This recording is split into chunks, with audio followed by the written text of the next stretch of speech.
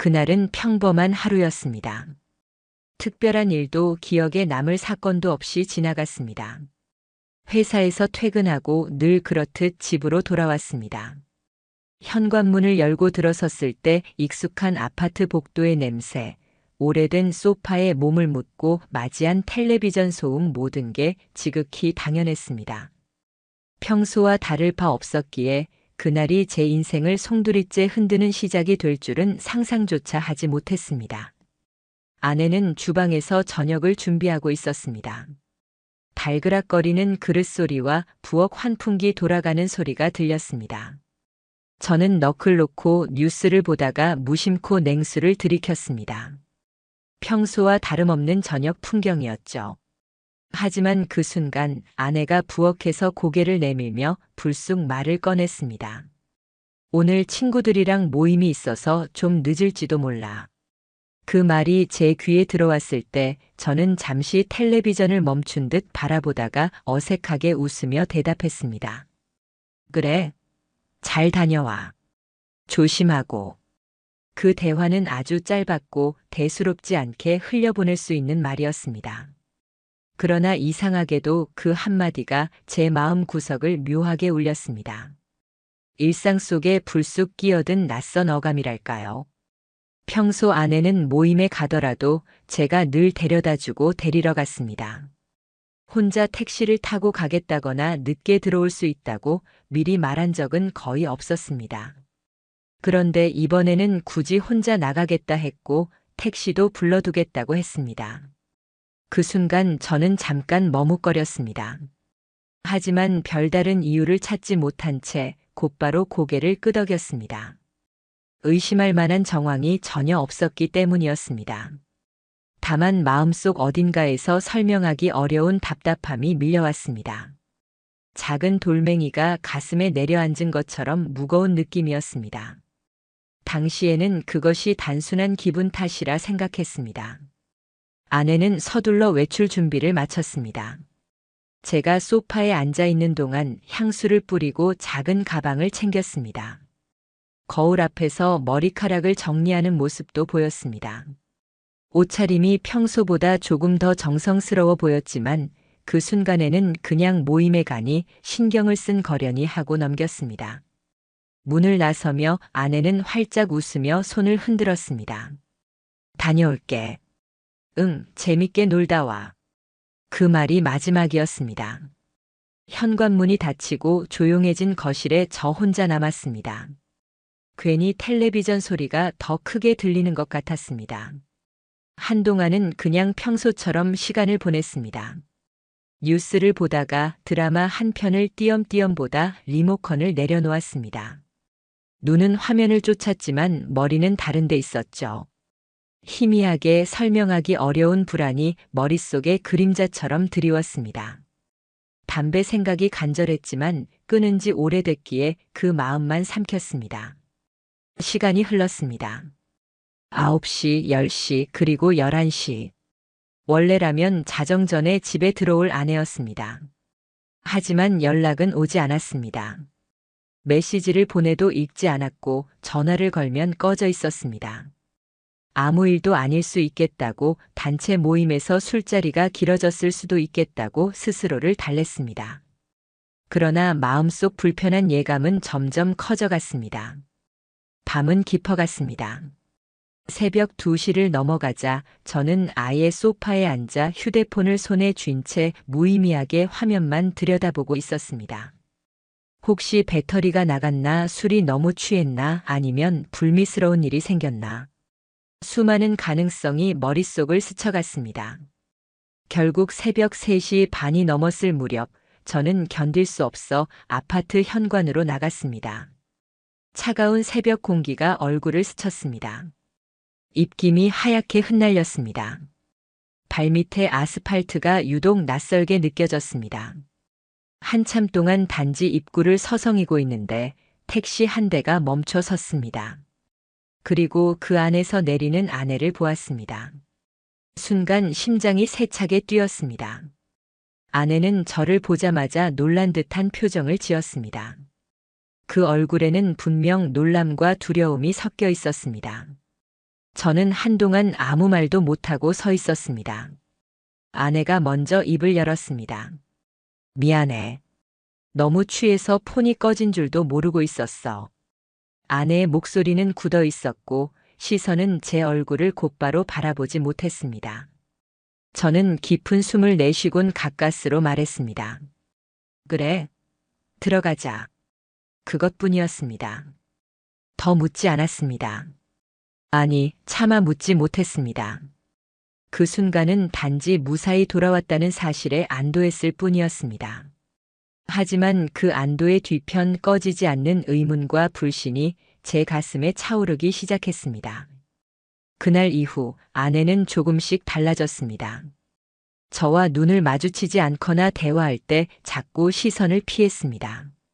사소한 일에도 집중이 잘 안 되는 듯 보였고 자리에 앉아 휴대폰을 꽉 쥔 채 혼자 웃음을 흘리기도 했습니다.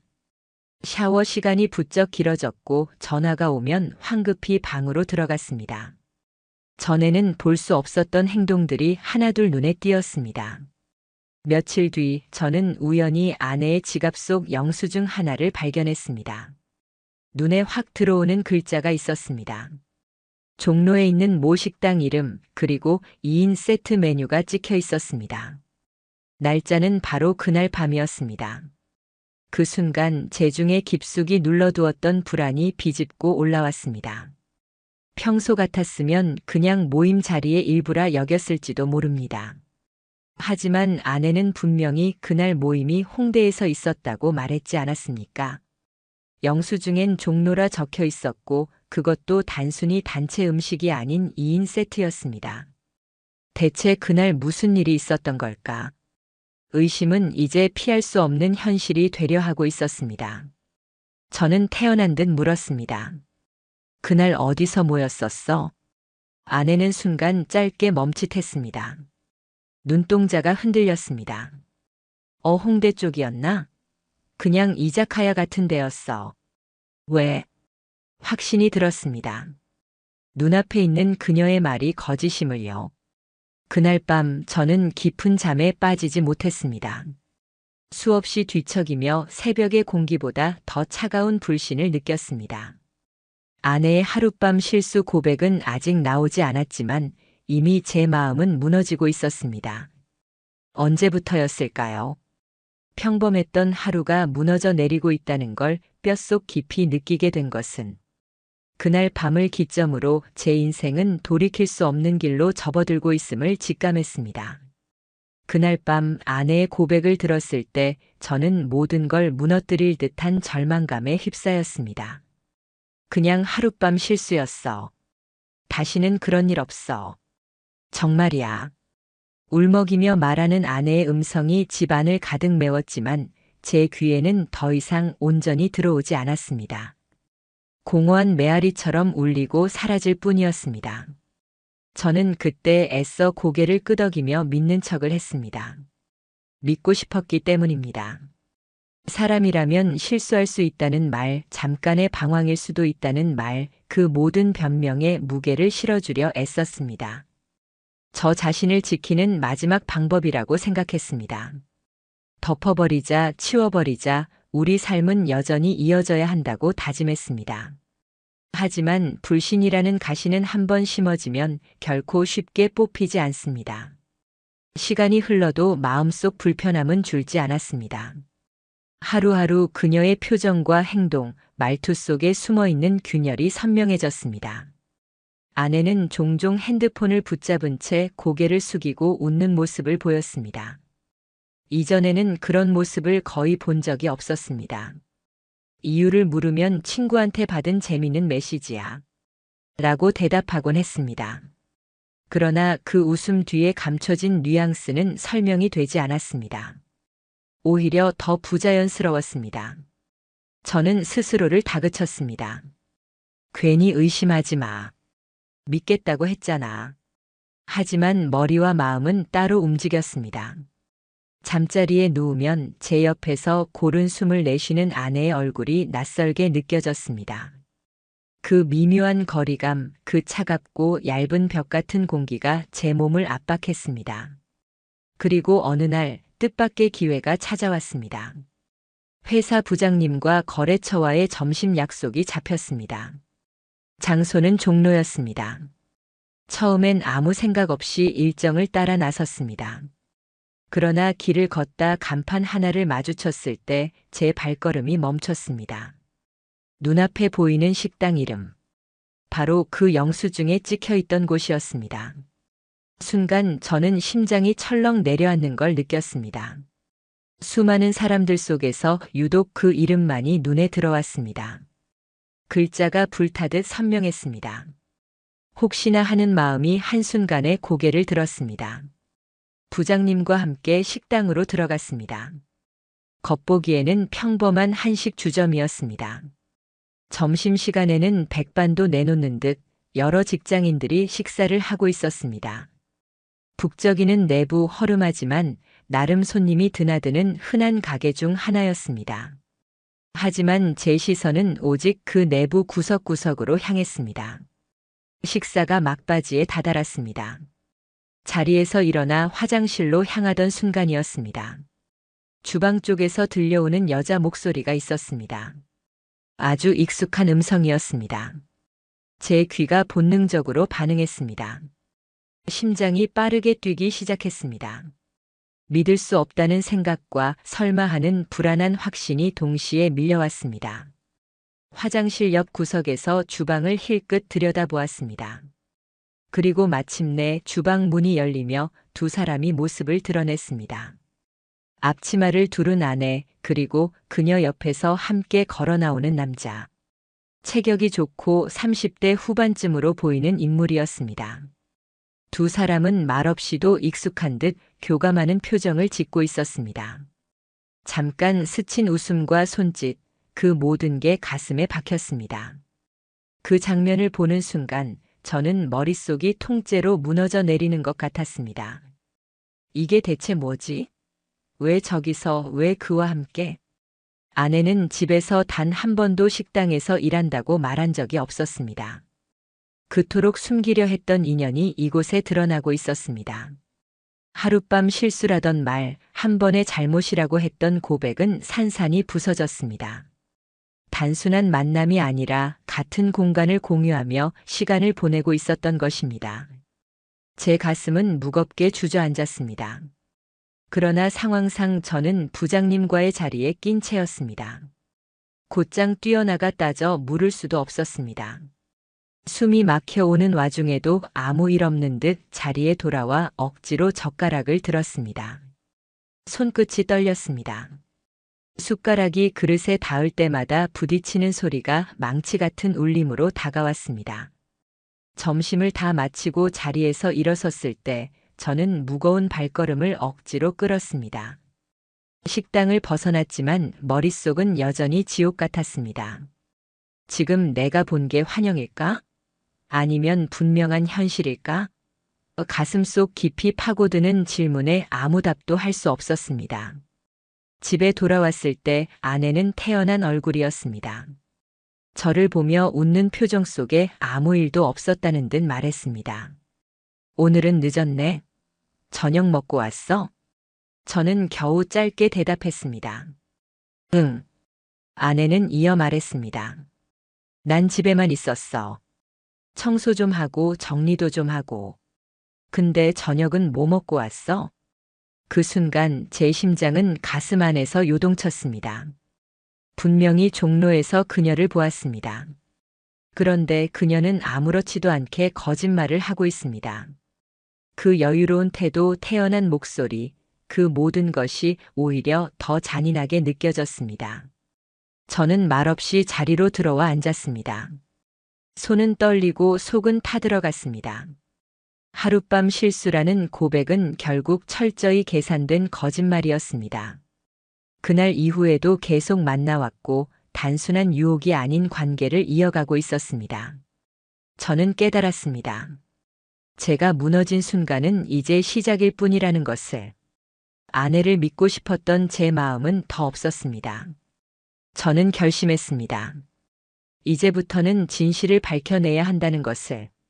제가 사랑한 결혼 생활은 이미 흔들리고 있었습니다. 이제는 제 눈으로 직접 증명해야 할 차례였습니다.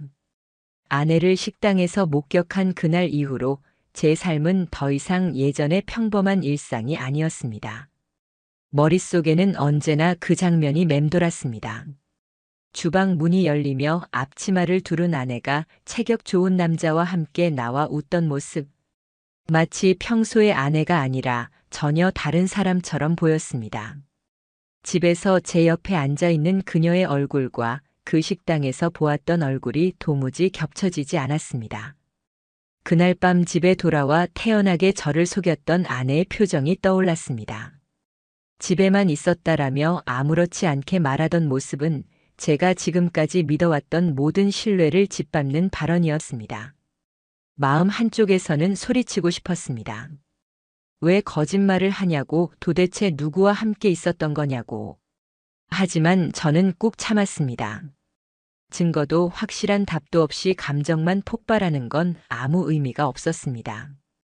그때부터 하루하루가 지옥이었습니다. 아내는 점점 달라졌습니다. 눈빛은 흔들렸고 행동은 조심스러워졌습니다. 먼저 제 눈을 바라보려 하지 않았고 대화할 때도 어딘가에 신경이 팔려 있는 듯 산만했습니다. 저와 함께 있을 때조차 휴대폰을 손에서 놓지 않았습니다. 리모컨을 들고 채널을 고르던 손이 이제는 오직 휴대폰 화면에만 머물렀습니다. 처음에는 우연일 거라 생각했습니다. 하지만 그 횟수가 늘어날수록 확신은 짙어졌습니다.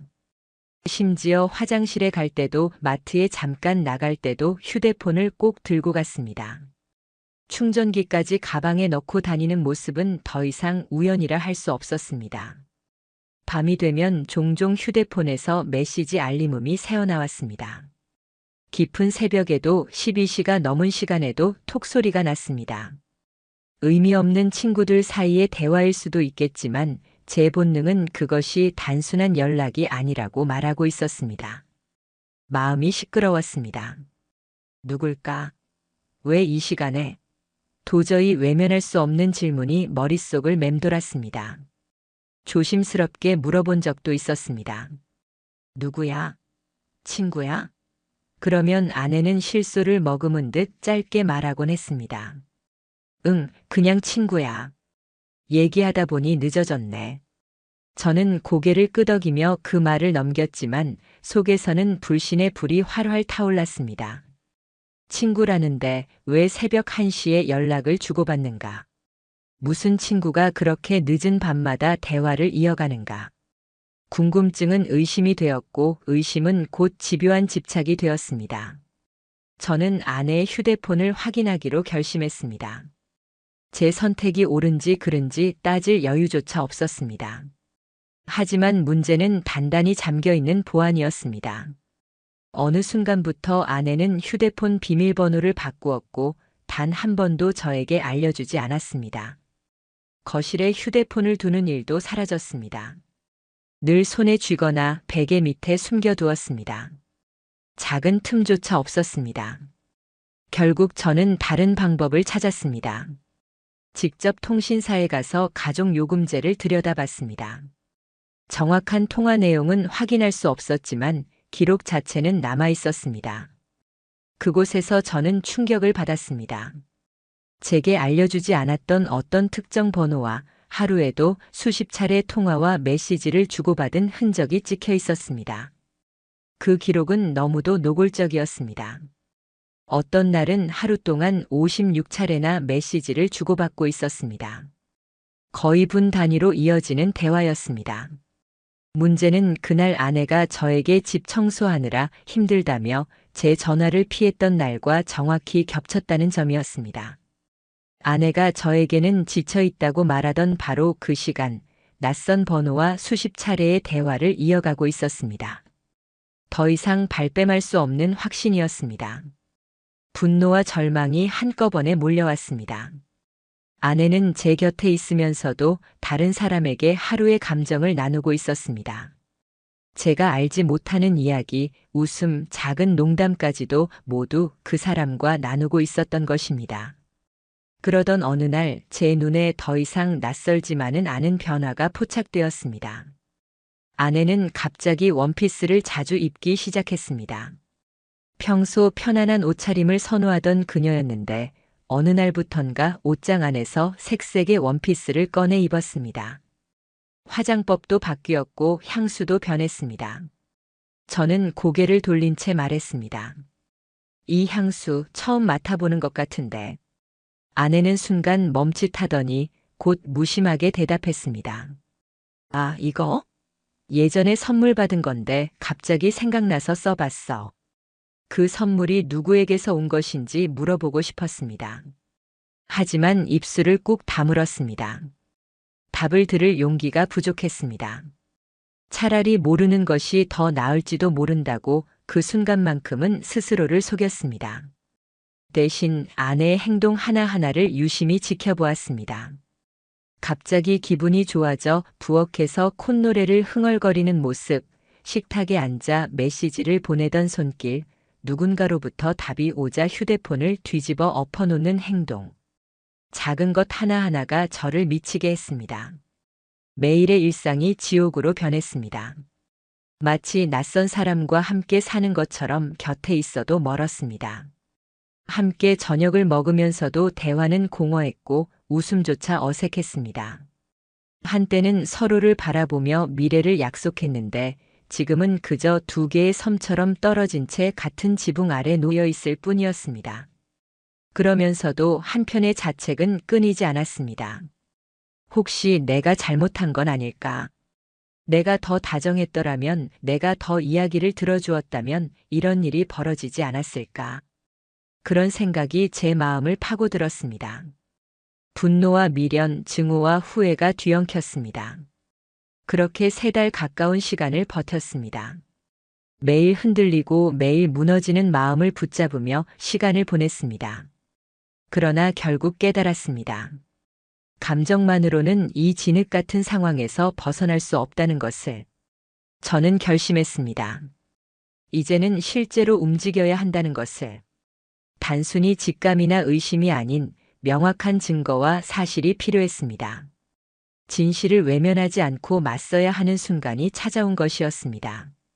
그날 이후 저는 무너져 내린 가정을 지키려는 마음이 아니라 진실을 밝혀내려는 집념으로 움직이기 시작했습니다.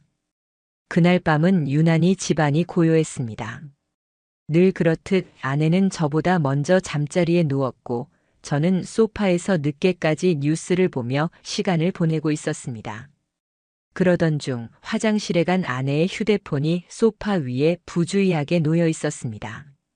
순간 짧은 진동음이 울렸습니다. 화면에 뜬 이름은 단 3글자. 종로형. 그 글자가 제 눈에 들어오는 순간 머릿속이 멈췄습니다. 숨이 막히는 듯 가슴 한가운데가 무너져 내렸습니다. 그동안 수없이 쌓였던 의심이 단순한 추측이 아니라는 사실이 단단하게 제 앞에 놓여 있었습니다. 종로 그리고 형. 제가 직접 마주쳤던 종로의 그 식당, 함께 있던 그 남자. 이제 모든 게 연결되었습니다. 종로 형. 입안에서 굴러다니는 그 단어가 너무도 분명했습니다. 단순한 우연일 리 없었습니다. 이건 더 이상 실수라는 말로 덮을 수 있는 이야기가 아니었습니다. 저는 그날 밤 결심했습니다. 더 이상 추측과 의심만으로 스스로를 괴롭히지 않겠다고, 제대로 모든 걸 밝혀내겠다고. 스스로를 잡아먹듯 무너지는 것보다 차라리 잔인한 진실을 마주하는 게 낫다고 생각했습니다. 그래서 결국 저는 탐정을 찾게 되었습니다. 서울 북쪽 조용한 골목에 자리한 작은 사무소. 외부에는 현판도 허술하게 걸려 있었지만 가정문제 전문이라는 문구는 확실하게 붙어 있었습니다. 저는 망설이지 않고 문을 열었습니다. 침묵이 흐른 초라한 공간, 낡은 책상 맞은편에 앉은 중년의 사내가 제 이야기를 들어주었습니다. 저는 지금까지의 모든 정황을 빠짐없이 털어놓았습니다. 아내가 말하길 하룻밤 실수였다 했습니다. 하지만 종로 식당에서 직접 봤습니다. 제가 알지 못한 남자와 함께 일하는 듯 다정하게 나오는 걸 봤습니다. 그리고 휴대폰에는 종로형이라는 이름까지 저장돼 있었습니다. 집에 돌아오면 집에만 있었다고 거짓말하고요. 통화 기록도 확인해 봤습니다. 하루에도 수십 번씩 어떤 번호와 연락을 주고받았습니다. 저는 더 이상 확신이 필요합니다.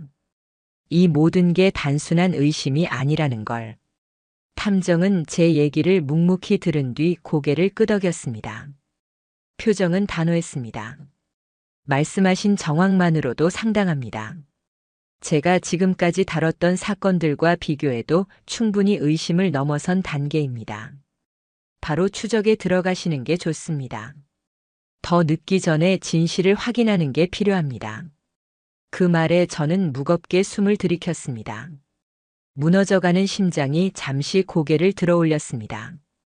이제 피하지 않고 확인해야겠다고. 결국 저는 아내에게 출장 일정이 생겼다고 거짓말을 했습니다. 그 주말 동안 집을 비우는 척했지만 실은 그 시간 동안 아내의 행적을 낱낱이 파헤치려고 했습니다. 탐정은 곧바로 추적 준비에 들어갔습니다. 저도 몰랐던 기술들이 동원됐습니다.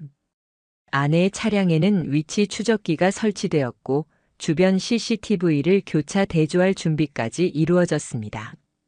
심지어 통화 녹취까지 비밀리에 확보할 방법을 논의했습니다. 순간적으로 두려움이 엄습했습니다. 내가 정말 여기까지 해야 하나? 그러나 곧 지난 몇 달간 속으로 얼마나 무너졌는지를 떠올렸습니다. 이건 단순한 선택이 아니라 살아남기 위한 절박한 몸부림이었습니다. 며칠 뒤 드디어 첫 번째 보고가 도착했습니다. 탐정이 찍어온 사진 몇 장과 시간대별 동선 기록이었습니다. 아내는 일주일에 최소 3번 종로의 그 식당에 들르고 있었습니다. 점심 손님이 몰리는 시간도 아니었고 저녁 식사 시간도 아닌 어중간한 오후에 머물렀습니다. 거기서 아내는 최소 4시간 이상을 보내고 있었습니다. 사진 속 아내는 분명 그 식당 뒷골목에 앉아 있었습니다. 커피를 들고 익숙한 남자와 웃으며 대화하고 있었습니다. 그의 손이 아내의 어깨를 자연스럽게 감싸고 있는 장면까지 포착되었습니다. 웃음이 담긴 사진 속 장면은 제게 있어 가장 잔인한 칼날이었습니다. 웃는 얼굴이 오히려 더 고통스러웠습니다. 행복해 보였습니다. 진실로 진지하게 행복해 보였습니다. 더 충격적인 사실도 있었습니다. 주말에는 아내와 그 남자가 SUV 차량을 함께 타고 근교의 마트, 원룸 밀집 지역까지 오갔다고 했습니다. 동일한 장소, 동일한 시간. 우연이라 넘기기엔 반복이 너무도 많았습니다. 탐정은 기록 하나하나를 차분하게 설명했습니다.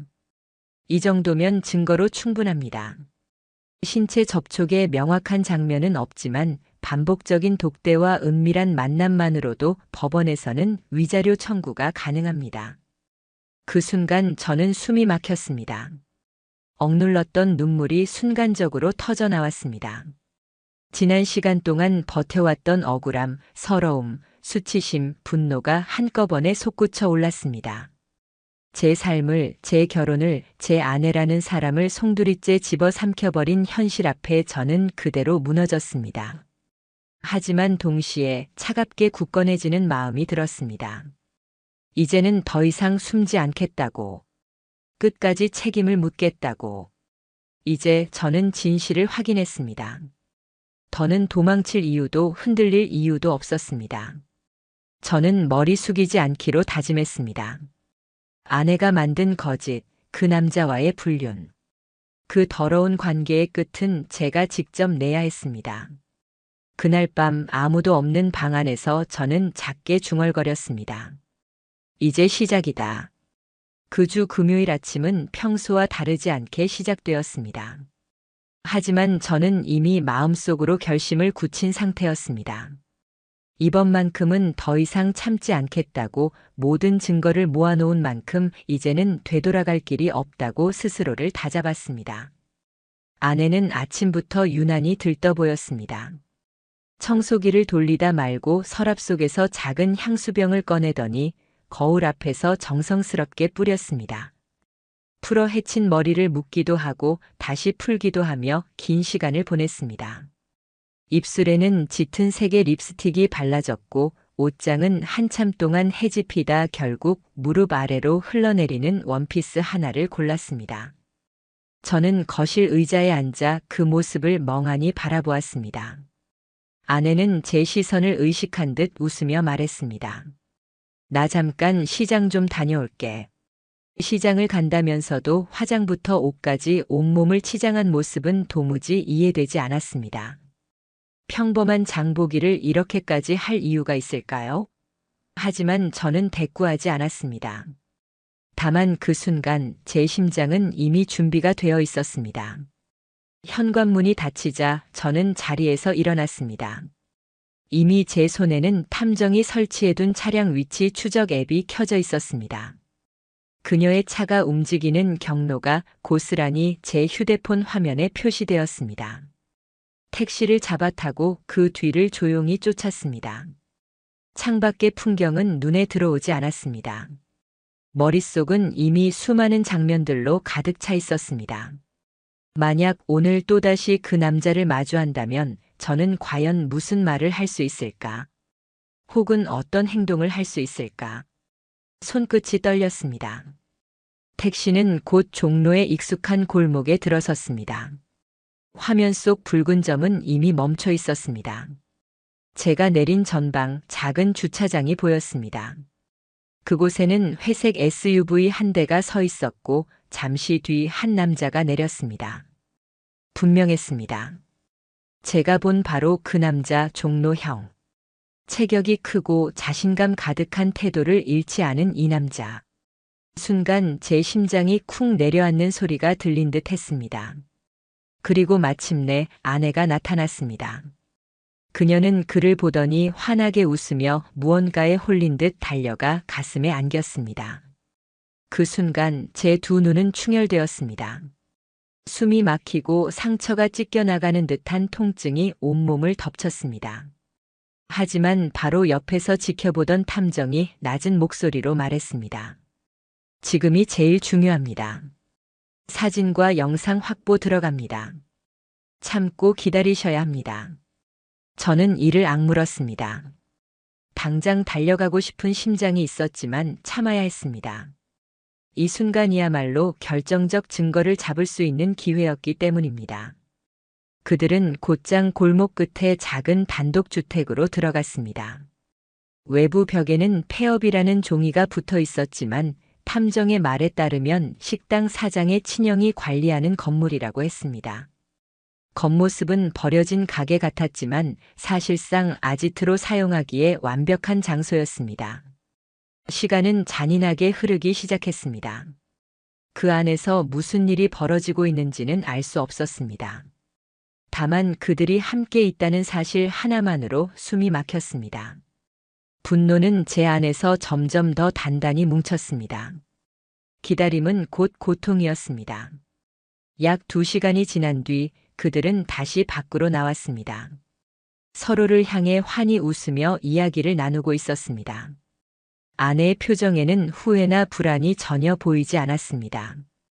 오히려 진심으로 행복을 느끼고 있다는 모습이었습니다. 그 모든 장면이 카메라에 담겼습니다. 제 눈 속에도 그리고 렌즈 속에도. 집으로 돌아가자 아내는 마치 아무 일도 없었다는 듯 평범한 하루를 연기했습니다. 장을 보고 왔다며 봉지를 냉장고에 넣으며 태연하게 말했습니다. 오늘 별일 없었지? 저는 그 순간 아무 대답도 하지 않았습니다. 웃음이라고는 찾아볼 수 없는 차가운 침묵이 흘렀습니다. 밤이 깊어질 무렵 저는 드디어 모든 걸 꺼내놓았습니다. 식탁 위에 프린트한 자료 몇 장과 휴대폰 통화 내역을 던지듯 올려놨습니다. 그리고 단호하게 묻었습니다. 혹시 종로 형이 누구야? 아내의 얼굴은 순간적으로 굳어졌습니다. 눈동자가 흔들렸고 입술이 바짝 말라붙었습니다. 그녀는 서둘러 웃으며 넘기려 했습니다. 누구? 무슨 소리야? 그러나 제가 아무 말 없이 사진을 가리키자 그녀의 얼굴은 순식간에 새하얘졌습니다. 입을 다물더니 곧 목소리를 높였습니다. 이건 뭐야? 몰래 훔쳐봤어? 이거 불법 아니야? 그 순간 저는 너무도 허탈했습니다. 잘못을 저지른 건 그녀인데 오히려 제게 화살을 돌리고 있었습니다. 방어적인 태도, 억지가 섞인 톤, 그 모든 게 타인의 눈에는 증거일 뿐이었습니다. 저는 차분히 말했습니다. 오늘까지 말하지 않으면 내일 바로 고소 들어간다. 그 말에 아내는 무너지는 듯 주저앉았습니다.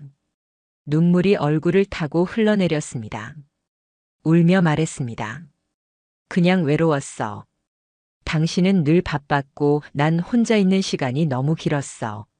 한 번 만나고 끝내려고 했는데 그 사람이 계속 연락해 왔어. 저는 차갑게 대답했습니다. 계속 연락을 받았다고? 당신이 끊을 수 있었잖아. 아내는 흐느끼며 또 다른 변명을 이어갔습니다. 그런데 그 사람은 나한테 진심 같았어.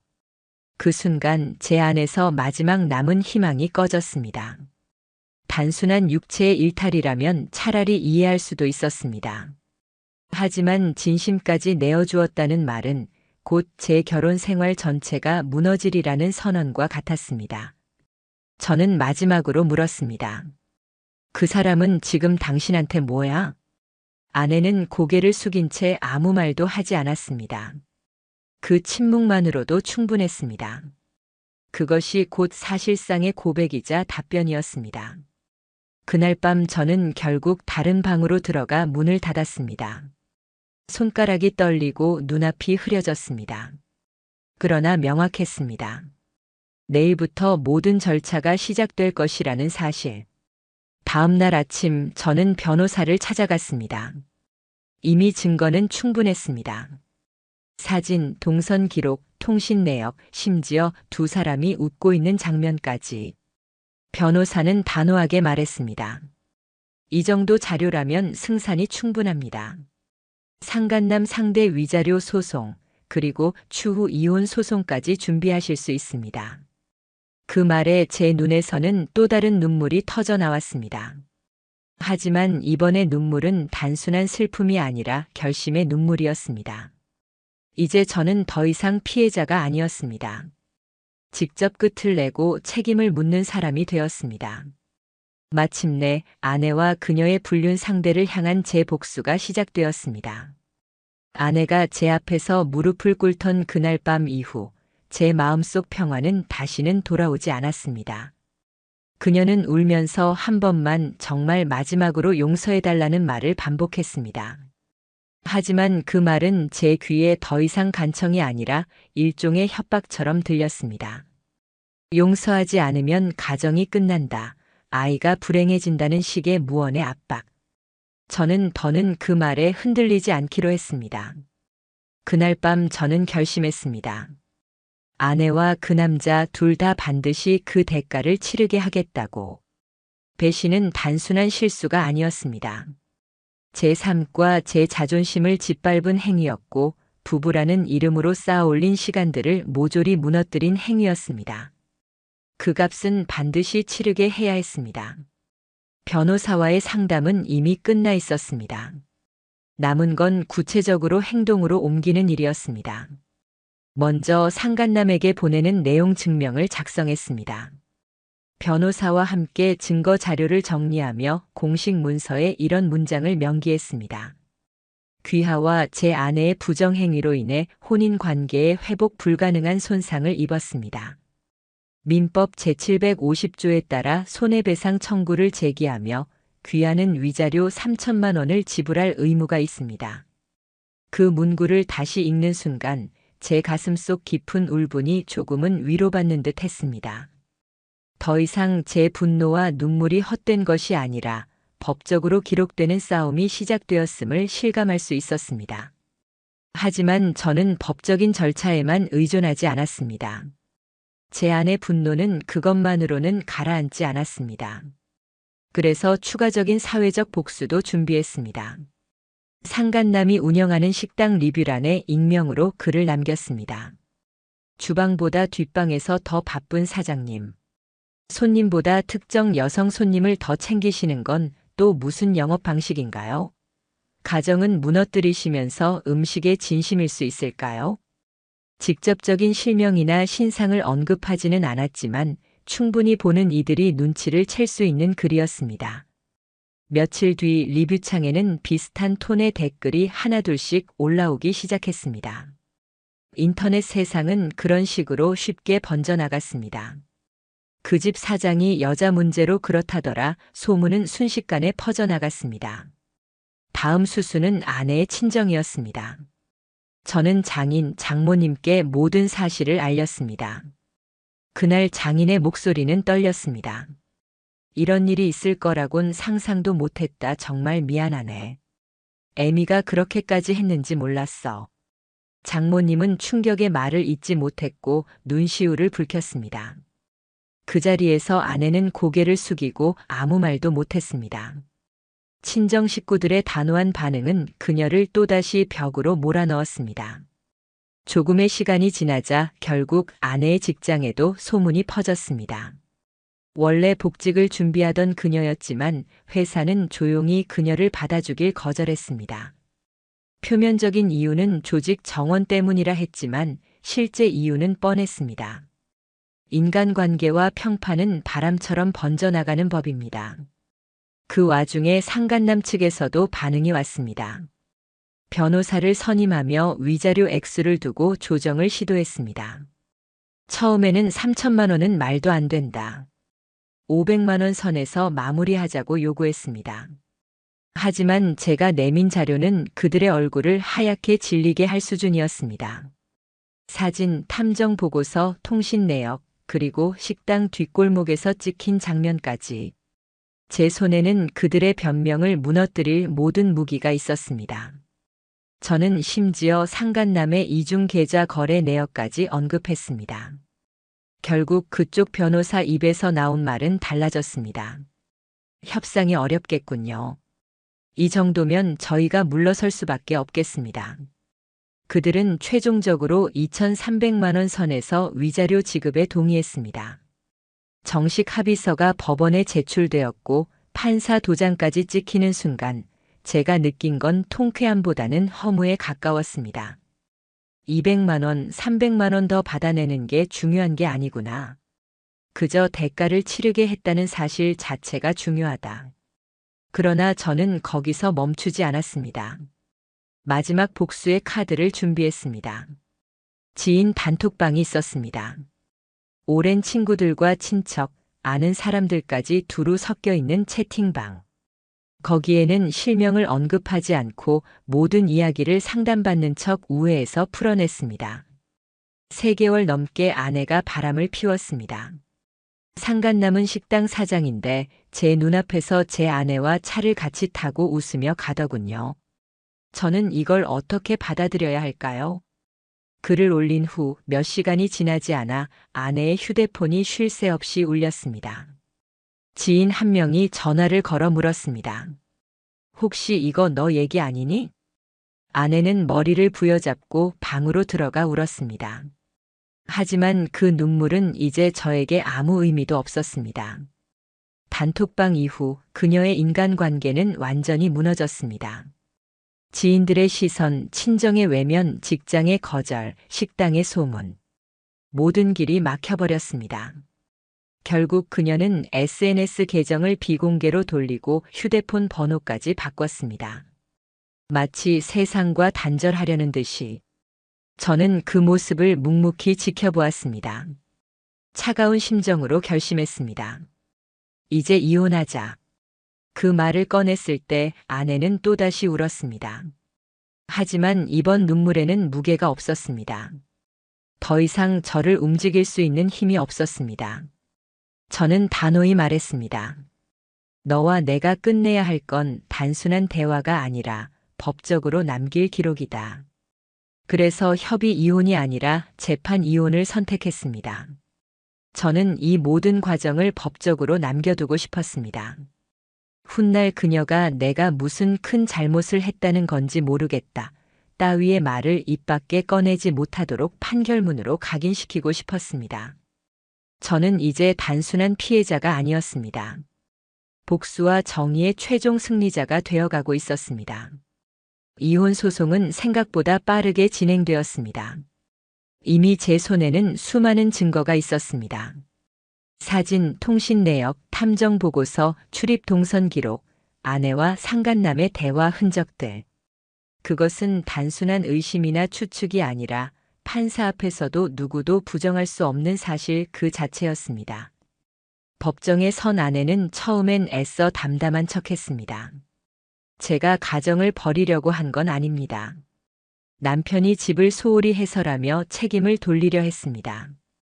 하지만 제가 제출한 증거들이 차례차례 판사의 눈앞에 놓이는 순간 그녀의 목소리는 점점 작아졌습니다. 판사는 서류를 읽고 사진을 확인하고 통신 내역을 훑어본 뒤 단호히 말했습니다. 혼인 파탄의 주된 책임은 피고에게 있습니다. 그 한 문장으로 모든 것이 정리되었습니다.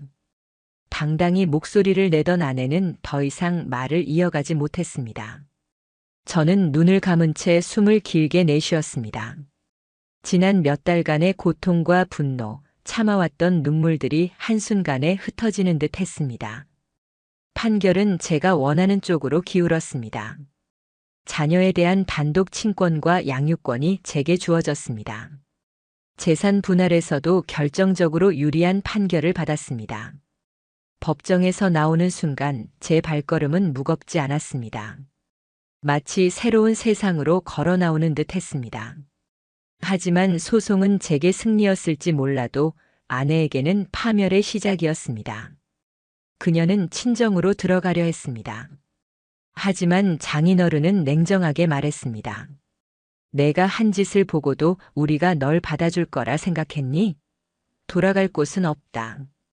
단호한 한마디에 아내는 갈 곳을 잃었습니다. 제가 데려온 아이조차 제 곁에 남자 그녀는 더욱 무너졌습니다. 어머니로서의 자격도 모두 잃어버렸습니다.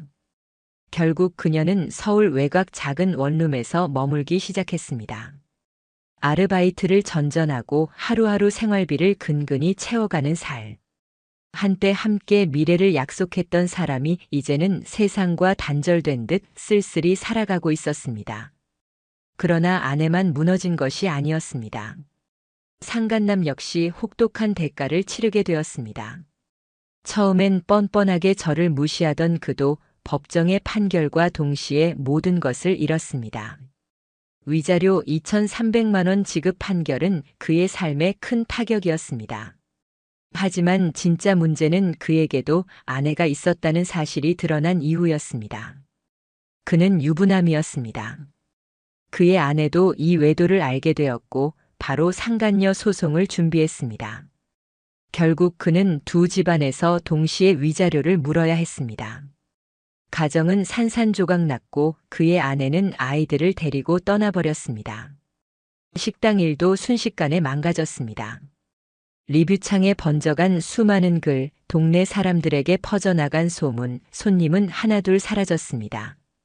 신뢰를 잃은 가게는 곧 문을 닫았습니다. 남은 건 빚더미와 무너진 가정, 그리고 박탈된 사회적 신뢰뿐이었습니다. 한때 서로를 향해 웃던 그들의 표정은 이제 어디에도 없었습니다. 저는 이 모든 과정을 지켜보며 단 한 가지를 확실하게 느꼈습니다. 세상은 느리지만 반드시 무너뜨린 배신의 응징을 돌려준다는 사실을. 아내는 점점 자취를 감췄습니다. SNS 계정은 사라졌고 연락처도 바뀌었으며 아는 이들과의 관계도 모두 끊겼습니다. 마치 세상에서 사라진 사람처럼 종적을 감추듯 살아갔습니다. 사람들에게 외면받고 가족에게도 거절당하고 직장에서도 받아들여지지 않은 채 그녀는 홀로 남았습니다. 저는 아이와 함께 새로운 일상을 시작했습니다. 아침에 눈을 뜨며 아이와 마주보고 웃을 수 있다는 사실이 제겐 큰 위안이 되었습니다. 저녁에 식탁에 앉아 함께 밥을 먹는 시간이 이제는 무엇보다 소중했습니다. 저는 다시 살아야 했습니다. 상처는 쉽게 아물지 않겠지만 최소한 아이 앞에서는 꿋꿋한 아버지로 서 있어야 했습니다. 밤마다 과거를 떠올리면 지금도 가슴은 아픕니다. 사랑한다고 믿었던 사람의 배신은 마음 깊숙한 곳에 지울 수 없는 흔적을 남겼습니다. 하지만 동시에 저는 이 과정을 통해 깨달았습니다. 끝내 정의는 살아있다는 사실을. 누군가의 배신과 거짓이 아무렇지 않게 끝나지는 않는다는 사실을. 이 이야기를 하는 이유는 단순히 분노를 토해내기 위함이 아닙니다. 저와 같은 상황을 겪는 누군가가 있다면 포기하지 말라는 말을 전하고 싶었습니다. 믿고 싶어도 사랑하고 싶어도 결국은 마주해야 하는 진실이 있습니다. 그 진실을 외면하면 끝없이 침묵 속에서 무너질 뿐입니다. 그러니 반드시 눈을 뜨고 마주하시길 바랍니다. 아내와 상간남이 남긴 건 제게 깊은 상처였지만 동시에 새로운 삶의 출발점이기도 했습니다. 저는 아이와 함께 그리고 저 자신과 함께 다시 걸어가고 있습니다. 마지막으로 저는 분명히 말하고 싶습니다. 배신은 잠깐 달콤할지 몰라도 결국은 모든 것을 무너뜨립니다. 그 끝은 철저한 파멸뿐이라는 걸 저는 온몸으로 증명했습니다.